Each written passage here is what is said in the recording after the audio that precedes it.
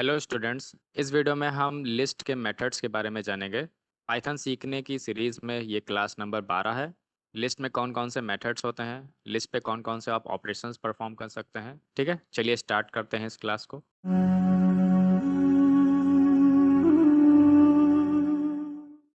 देखिए, list methods क्या होते हैं। पाइथन में हमको कई सारे बिल्ट इन मेथड्स मतलब ऐसे फंक्शंस जो किसी विशेष टाइप पर ही काम करते हैं, मेथड्स कहलाते हैं। वो बहुत सारे हैं जो कि लिस्ट पे ऑपरेशंस करने के लिए बने हुए हैं। ठीक है, जैसे सबसे पहला मेथड है अपेंड मेथड। अपेंड मेथड क्या करता है, लिस्ट के अंत में यानी एकदम लास्ट में एक एलिमेंट को जोड़ता है। देखिए, ये रेड कलर में मैंने करके रखा हुआ है। इसका मतलब एक एलिमेंट जोड़ेगा। ठीक है, लिखना कैसे है, आपको लिस्ट का नाम लिखना है, अपेंड मेथड लगाना है, यहाँ पे वो एलिमेंट लिखना है जो एलिमेंट आपको जोड़ना है लिस्ट के अंत में। वो एलिमेंट आप यहाँ पे लिखोगे। एग्जाम्पल देखते हैं, जैसे लिस्ट है एल, उसमें 3 एलिमेंट्स पहले से हैं, 1 2 और 3। एल लिस्ट पर आपने अपेंड मेथड लगाया और वैल्यू दिया 4, तो ये 4 लिस्ट के अंत में जुड़ जाएगा, जैसे कि यहाँ आप आउटपुट देख पा रहे हैं। एक और लिस्ट है, उसमें आपने अपेंड मेथड लगाया और 2 वैल्यूज़ दिए, एक 4 और एक 5। देखिए, जो अपेंड मेथड है वो सिर्फ एक ही वैल्यू रिसीव करता है, तो यहाँ पे टाइप एरर आएगा। तो आपने कई सारे आर्गुमेंट्स दिए हैं, इस वजह से एरर आ रहा है।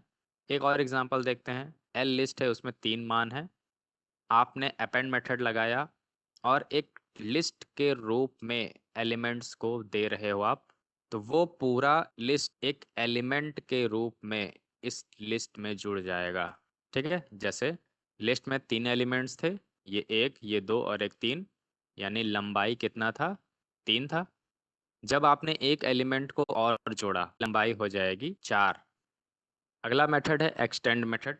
एक्सटेंड मेथड क्या करता है, लिस्ट के अंत में कई एलिमेंट्स को जोड़ता है।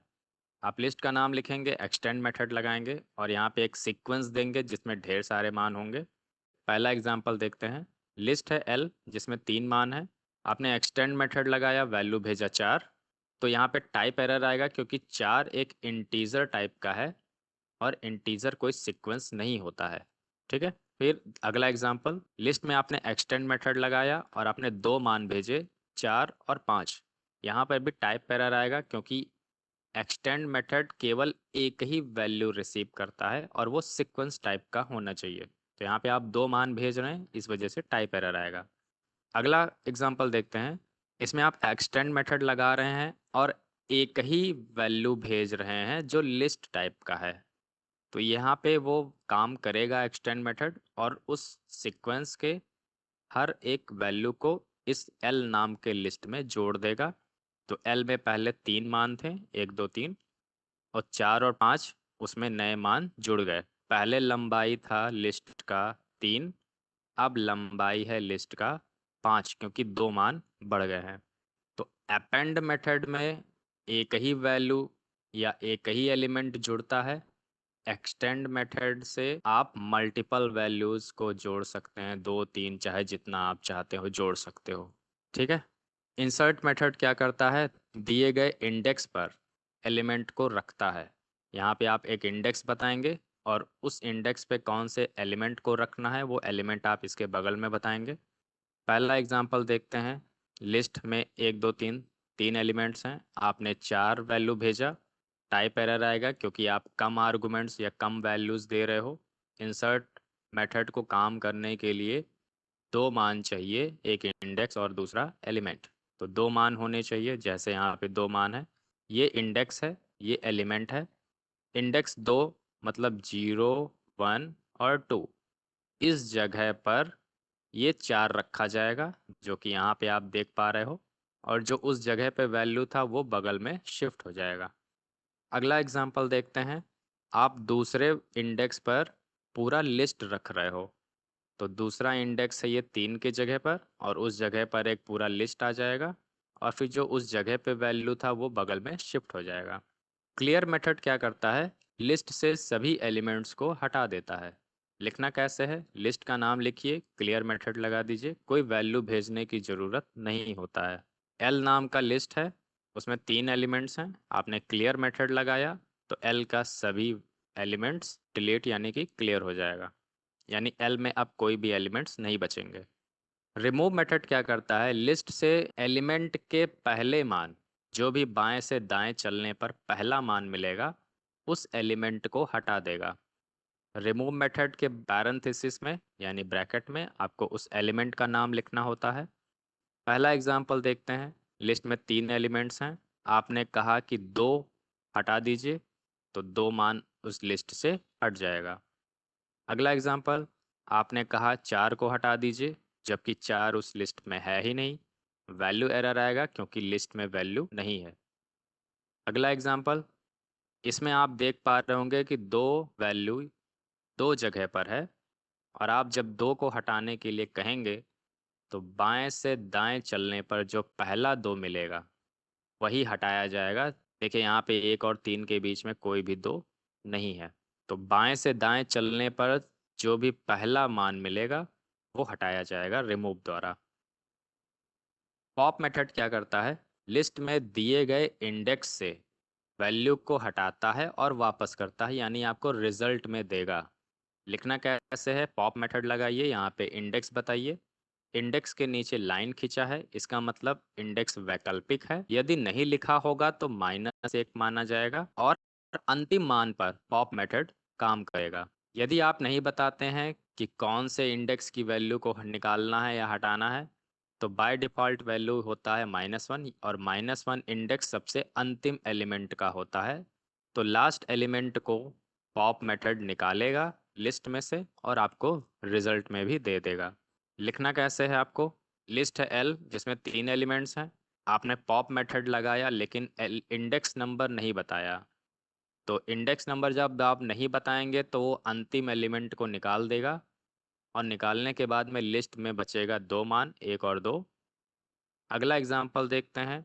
पॉप मेथड लगाया एल लिस्ट पर और इंडेक्स बताया 1, तो 0 इंडेक्स पहले एलिमेंट का होता है, 1 इंडेक्स दूसरे एलिमेंट का होता है, तो ये 2 निकल जाएगा लिस्ट में से, और रिजल्ट में भी उसी जगह पर मिलेगा जहाँ से ये मेथड काम किया है। तो 2 मिलेगा इसका रिजल्ट, और वो रिजल्ट आर में स्टोर हो जाएगा, तो 2 तो निकल गया लिस्ट से और आर का मान भी 2 हो गया। यानी पॉप मेथड ना सिर्फ लिस्ट से मान को हटाता है बल्कि रिजल्ट के रूप में भी देता है। एल लिस्ट अगर एम्प्टी है और आप पॉप मेथड लगाते हैं तो इंडेक्स एरर आएगा, क्योंकि लिस्ट क्या है, एम्प्टी है और उसमें कोई भी इंडेक्स है ही नहीं। कॉपी मेथड क्या करता है, लिस्ट की एक कॉपी देता है। आप जब भी कॉपी मेथड का उपयोग करेंगे एक वेरिएबल का नाम जरूर रख दीजिएगा। पहला एग्जांपल देखते हैं। एल लिस्ट में 3 एलिमेंट्स हैं, 1 2 3। आपने एल लिस्ट पर कॉपी मेथड लगाया, जितने भी मान एल लिस्ट में होंगे इन सभी का मान अगर एल है तो वो सी में भी स्टोर हो जाएंगे, यानी एक और लिस्ट बनेगा जिसमें 3 मान होंगे, 1 2 3। एल वाले लिस्ट के 0 इंडेक्स का मान 10 कर देते हैं, तो एल वाले लिस्ट के 0 इंडेक्स का मान 1 से बदल कर 10 हो गया। ये 1 इंडेक्स, ये 2 इंडेक्स, 0 इंडेक्स का मान 10 हो गया, तो एल वाले लिस्ट में वो 10 दिखेगा, ना कि सी वाले लिस्ट में आपको 10 दिखेगा। ठीक है, तो कॉपी मेथड लिस्ट की एक कॉपी बनाता है। काउंट मेथड क्या करता है, एलिमेंट्स की संख्या बताता है। काउंट मेथड आप लगाएंगे लिस्ट पर और यहाँ एलिमेंट बताएंगे कि कौन से एलिमेंट को गिनना है, तो गिनने के बाद में वो रिजल्ट दे देगा आपको कि वो एलिमेंट लिस्ट में कितनी बार है। लिखना कैसे है, एल लिस्ट है जिसमें 3 एलिमेंट हैं, एल पे आपने काउंट मेथड लगाया और वैल्यू दिया 20, तो आप 20 को गिन रहे हैं इस एल लिस्ट में। एल लिस्ट में 20 है नहीं, तो काउंट मेथड का रिजल्ट मिलेगा 0, और सी में स्टोर हो जाएगा 0, यानी सी का मान हो गया 0। एल लिस्ट में 4 मान हैं, काउंट कर रहे हो आप 1 को, तो 1 यहाँ पर भी है, 1 यहाँ पर भी है, तो 1 2 बार है लिस्ट में, तो 2 मिलेगा इसका रिजल्ट और वो सी में स्टोर हो जाएगा, तो सी का मान हो गया 2। इंडेक्स मेथड क्या करता है, एलिमेंट के पहले मान, जो भी बाएं से दाएं पे पहला मान मिलेगा उसका इंडेक्स बताएगा। लिखना कैसे है, लिस्ट का नाम लिखिए, इंडेक्स मेथड के अंदर आपको उस एलिमेंट को बताना है जिस एलिमेंट का इंडेक्स आप पता करना चाहते हैं। पहला एग्जांपल देखते हैं। एल लिस्ट है जिसमें 3 एलिमेंट हैं। एल लिस्ट पर इंडेक्स मेथड लगाया आपने और वैल्यू दिया 20, तो वैल्यू एरर आएगा क्योंकि लिस्ट में वैल्यू 20 है ही नहीं। अगला एग्जांपल देखते हैं। एल लिस्ट में 4 एलिमेंट्स हैं। आपने इंडेक्स मेथड को वैल्यू दिया 2, तो 2 का इंडेक्स बाएं से दाएं चलने पे जो पहला 2 मिलेगा उसका इंडेक्स है 1, क्योंकि पहला एलिमेंट 0 पर होता है, अगला एलिमेंट 1 पर होता है, तो 1 पर है ये 2, इसलिए रिजल्ट मिल जाएगा 1। रिवर्स मेथड क्या करता है? लिस्ट के क्रम को उलट देता है, यानी लिस्ट जिस क्रम में होगा उसको उल्टा कर देगा, रिवर्स कर देगा। लिखना कैसे है? लिस्ट का नाम लिखिए, रिवर्स मेथड लगाइए। कोई भी वैल्यू देने की आवश्यकता आपको इसमें नहीं होता है। एल लिस्ट है, उसमें 3 एलिमेंट्स हैं, 1 2 3। एल लिस्ट पर आपने रिवर्स मेथड लगाया, जो भी एलिमेंट सबसे आगे होगा वो सबसे पीछे चला जाएगा और जो सबसे पीछे होगा वो सबसे आगे चला आएगा। इसी को हम रिवर्स बोलते हैं। ठीक है, ये हो जाएगा सही क्रम रिवर्स होने के बाद। अब हम समझते हैं सॉर्ट मेथड क्या करता है। लिस्ट के एलिमेंट्स को आरोही यानी कि असेंडिंग बाय डिफ़ॉल्ट रूप से, मतलब अगर आप कोई वैल्यू नहीं बताते हैं तो आरोही क्रम में यानी कि छोटे से बड़े के क्रम में रखा जाएगा, नहीं तो अवरोही क्रम में यानी कि डिसेंडिंग ऑर्डर। डिसेंडिंग ऑर्डर बड़े से छोटे के क्रम में होता है। लिखना कैसे है? लिस्ट का नाम लिखिए, शॉर्ट मेथड लगा दीजिए। अगर आप कोई वैल्यू नहीं देंगे तो ये असेंडिंग ऑर्डर यानी ए से जेड के क्रम में रखेगा। अगर आप शॉर्ट मेथड लगाते हैं और रिवर्स असाइनमेंट ट्रू लिख देते हैं तो ये डिसेंडिंग ऑर्डर यानी जेड से ए के क्रम में यानी बड़े से छोटे के क्रम में सॉर्ट करेगा, यानी क्रम में रखेगा। एग्जाम्पल से समझते हैं। एल नाम का लिस्ट है, उसमें 3 एलिमेंट्स हैं, 1 3 2। एल पे जब आपने शॉर्ट मेथड लगाया बिना किसी वैल्यू के तो वो छोटे से शुरू करेगा और बढ़ते हुए चला जाएगा। तो सबसे छोटा है 1 और सबसे बड़ा है 3।